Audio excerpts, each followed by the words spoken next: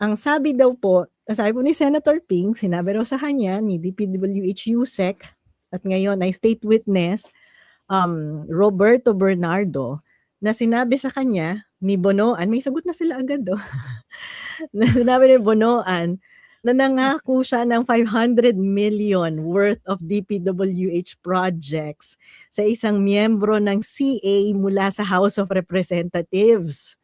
O, sabi daw ng miyembro ng CA na ito ay sabi daw ng miyembro ng CA na to, i-share niya sa mga colleagues niya sa House of Representatives tong 500 million project na to, budget for projects. Kaso sabi niya, his colleagues ultimately complained that they did not receive anything. Grabe namang gahaman ng CA member na to. It looks like he kept the 500 million to himself, sabi ni Lacson, without naming anyone. Ang bibilis nyo naman, mauubos yung pinaprint ni Prof. Dan na mug. Diba? Sino ang CA member? Kasi tingnan nyo, yung CA member na to, nanghingi kay Secretary Bonoan. No? Kailan ba naging DPWH Secretary si Secretary Bonoan? 2022 to 2025. Sino ang, sabi, yung isang clue natin, panahon ni Bonoan. So, at House member at membro ng Committee on Appointments. And then, so ibig sabihin, taga House of Representatives. Diba? So, congressman nung 2022 to 2025 na miyembro ng CA na nanghingi ng 500 million na hindi binahagi sa iba pang miyembro ng committee. Tama po yung mga sagot nyo, si Marcoleta ay miyembro ng CA nung time na yon at siya ay nasa House of Representatives pa. So, miyembro ng CA, Marcoleta, check. Congressman, check.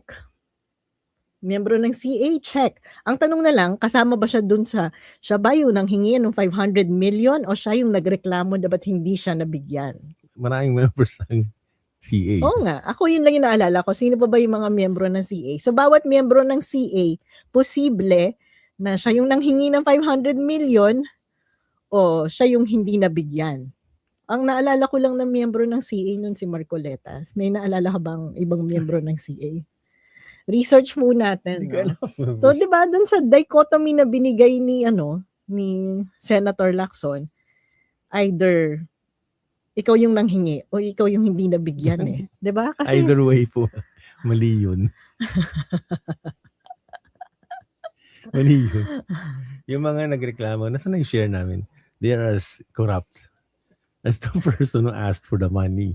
Oo. Pero matindi yung nanghingi tapos sinolo. 'Di ba? Yung 500 million. At saka yung mga ayaw pumirma, siguro natatakot samahan yung mga ibang napangalanan na katulad ni Jesus Codero, ni Senator Jinggoy Estrada. Sino ba yung mga napangalanan ni